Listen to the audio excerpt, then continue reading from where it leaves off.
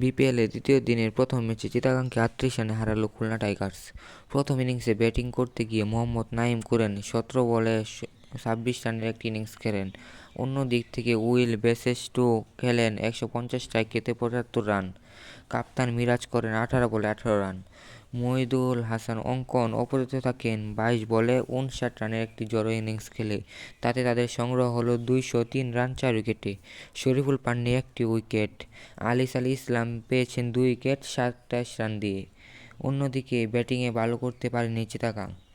নাঈম ইসলাম out হয় ৯ বলে ১২ রানের একটি ইনিংস খেলে, আর ইমন করে ৪ বলে ১৩ রান। কাপ্তান মিঠুনও খেলেন ছোটখাটো একটি ইনিংস ৬ বলে ৭ রান, যাতে কাজের কাজ কিছুই হওয়ার নয়। তারপর শুরু হয় শামীমের ফিনিশিং। ৩৭ বলে ৬৭ রানের একটি দুর্দান্ত ইনিংস খেলে আউট হন তিনি। তাতে জিতার আশা একটু দেখালেও তারপরে আবু হায়দার রনির বলে আউট হয়ে শেষ আশাটাও চলে গেল। তার ইনিংস মাত্র ছিল ৫টি ছক্কা ও ৬টি চার। শেষ মুহূর্তে খালেদ করেন একটু চেষ্টা, ৩ বলে ১২ রানের একটি ইনিংস খেলে হন আউট।